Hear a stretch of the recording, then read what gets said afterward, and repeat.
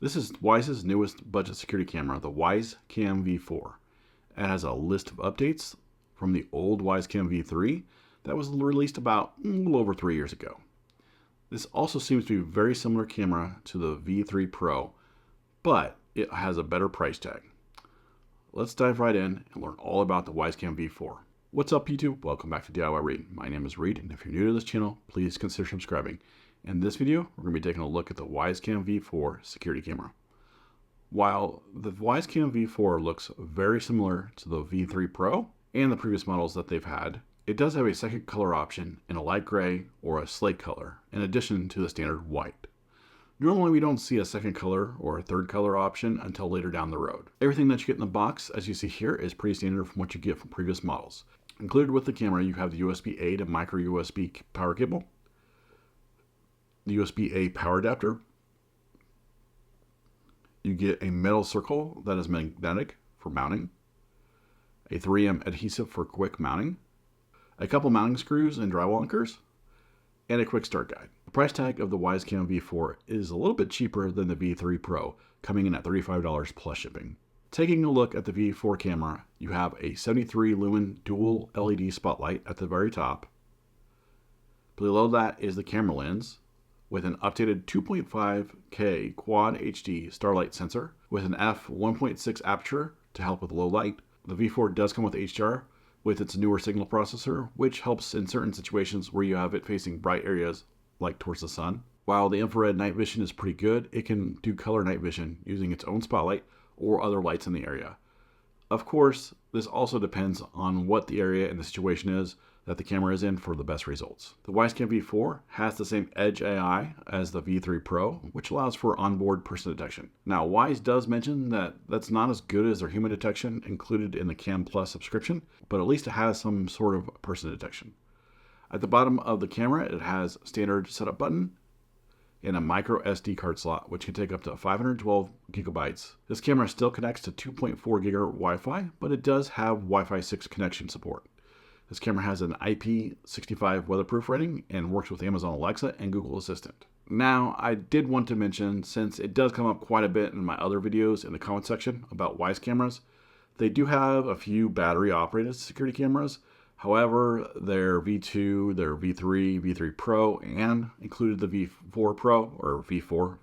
V4 Pro is not out yet, but it takes the power from an outlet. You have to power it up with an outlet. You can't use a solar panel, and it doesn't have a battery or anything like that. Moving forward, here are some sample videos during the daytime, nighttime with infrared, and nighttime with the spotlight on, as well as the audio quality they're going to hear. Here's the quality of the video during the daytime with the sun out. This is what you're going to get with daytime video footage in audio quality. Here's the quality of the video during nighttime with just night vision on, no other lights on, and the audio quality of the video here. Here's the quality of the video at nighttime with the spotlight on, and this is what you get, and the audio quality. So let's go ahead and take a quick look at the app here. As you can see, I have all my security cameras set up here. The backyard cam is the actual backyard, it's the backyard cam, but it's the V4 that we're using here. We're going to click in it, and it shows us a live view right now. And this is what you're seeing in my backyard. There are no lights going on in my backyard, nothing. So this is what you see. It's pretty good. I can look at the SD card. I can take a photo. I can manually record here.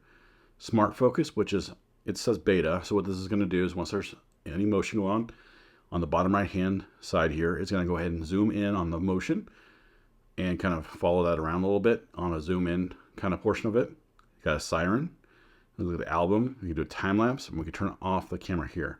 Now down below is recent events. So as you can see here, there's a few different little events that we've had motion detections going on here. Kind of shows you what it was, like a vehicle or person. Allows you to know, quickly go through here and see what you need to see. A lot of vehicle detections here, because I had it outside in front of my house. And then let's go into settings here. So you can change the name. We go to detection settings. Right now it's at 50 sensitivity. We can do detection zones if you want. I love detection zones because you can take a lot of the AI that's needed out. That way, if there's a tree moving around a lot and it's catching that, or even I could have taken out that whole street, so that way it doesn't pick up on the moving cars, which I really don't need. You got motion tagging and motion warning, and then also sound sensitivity. The motion warning will allow you to, it'll have like a tone if you want, or it'll have the camera itself say you are being recorded, kind of to deter people. Event recording right now, motion only. I don't have sound on. All events, smart detection events, or customized recording. Customized recording allows you to, like, we can go down and take away vehicles or package, which also will help cut down on that if you wanted to. You could do a baby crying, barking, meowing, talking, gunshot, glass breaking, gunshot. Man, you can do all that. But you have to have the Cam Plus subscription for all that extra notifications there, or event recordings. For notifications, I have it turned on. And then alarm settings. Right now, you can set it up so that if a smoke alarm is going off, it'll alert you. Same thing with the CO2 alarm. Spotlight settings. Right now, you can do low or high, and then you can do it so it turns on with motion, kind of a deterrent as well. And then also like a little timer, so when it goes on and off. And then also a schedule. So right now it's sunset to sunrise, because you don't need that thing turning on during the daytime. There's no need for that. No need for that. Advanced settings. We can record to a micro SD card. We don't have one in there right now, but this allows us to record directly to it without recording to the cloud. Manage the SD card so you can do whatever you want on there. Night vision conditions, you can change that from dark to dusk. Night vision mode, auto on or off. It depends on what you want there.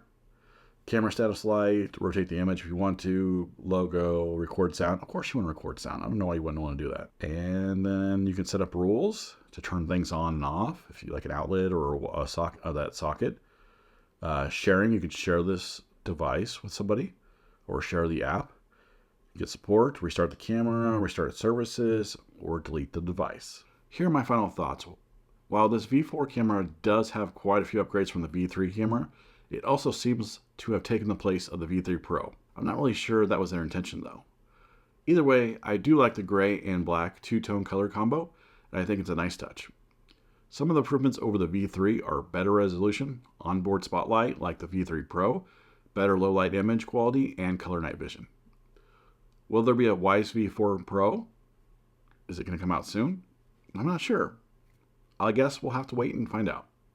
For $35 and a micro USB, I think this is a great camera setup and a great option for you. I have a few old V2s, V3s, and V3 Pros around my house already, and I use those when I need to live view something. If you found this video helpful, please leave me a like and feel free to ask any questions down in the comment section down below. I'd love to hear from you. If you're new to this channel, please consider subscribing for more tech reviews, home automation, and home and automotive how-to videos. Thanks for watching, and I will see you next time.